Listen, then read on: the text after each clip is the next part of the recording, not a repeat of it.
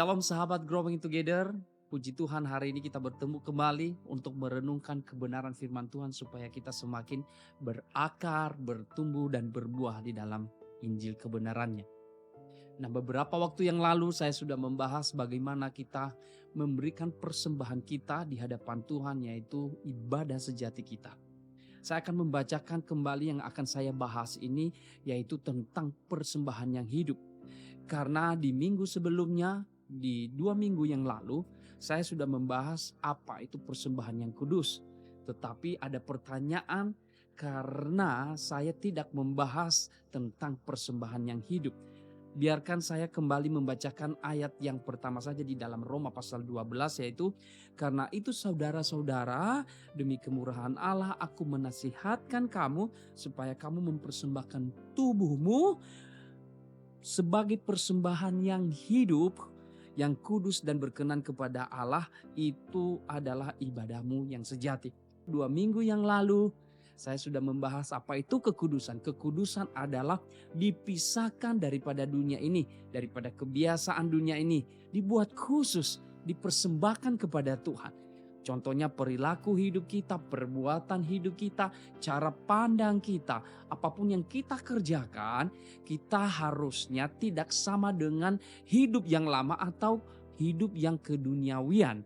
Tetapi karena kita sudah percaya kepada Kristus, kita memiliki cara pandang yang baru, yaitu tertuju kepada Kristus, berubah di dalam iman kepercayaan kita. Itu adalah dikhususkan. Nah, yang kedua adalah apa yang dimaksudkan dengan persembahan yang hidup. Sebelum kita mengenal Kristus, hidup kita ini adalah ada di dalam maut. Kita sudah mati. Kita tidak memiliki apa-apa karena kita sudah jauh daripada Tuhan. Yang dimaksudkan mati di sini adalah keterpisahan kita dengan Allah di surga. Keterpisahan kita dengan Sang Pencipta kita. Tapi luar biasa, surat Roma ini menuliskan kepada kita, mengingatkan kepada kita kembali bahwa supaya kita mempersembahkan persembahan yang hidup. Berarti artinya adalah hidup yang sudah ada di dalam Kristus Yesus.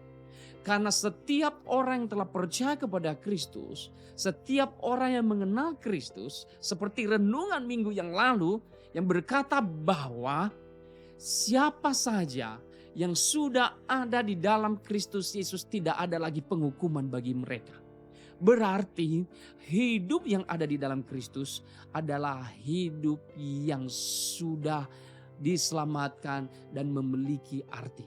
Tanpa Kristus hidup kita tidak berarti sama sekali atau kita masih mengalami keterpisahan dari hadirat Allah.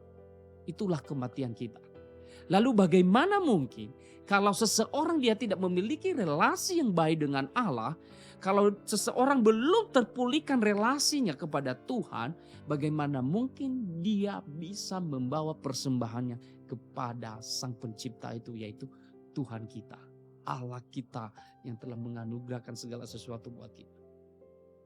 Jadi inilah posisi dan inilah arti dari persembahan tubuh kita, yaitu persembahan yang hidup, bukan yang mati. Dulu, waktu kita belum mengenal firman-Nya, waktu kita belum mengenal juru selamat, yaitu Kristus Yesus, dan kita belum percaya kepada Dia, kita adalah orang-orang yang mati. Kita sudah terpisahkan daripada hadirat Allah. Tapi puji Tuhan, bersyukur karena kasih karunia saja. Hari ini kita ada sebagaimana kita ada. Kita bisa berkata ya Aba, ya Bapa. Karena anugerah keselamatan yang Dia curahkan atas hidup kita. Lalu hidup kita yang sudah diberikan anugerah ini barulah dilayakkan. Barulah bisa menjadi persembahan yang hidup, yang kudus, berkenan di hadapannya. Tanpa kita mengenal Kristus, tanpa pengenalan dan kepercayaan iman kepada Kristus, maka sesungguhnya persembahan kita adalah persembahan yang mati dan tidak layak di hadapan Tuhan. Sebenarnya kita orang yang bersalah, sebenarnya kita orang yang rusak, Sebenarnya kita adalah orang-orang yang harusnya dihukum. Tapi hari ini kita dilayakan, kita dibenarkan. Dan hidup yang sudah kita peroleh ini dari Kristus, kita kembalikan kepada Dia. Dan ini namanya adalah persembahan yang hidup. Pastinya ada di dalam pertobatan. Pastinya ada di dalam hadirat Tuhan. Pastinya ada di dalam kekudusan.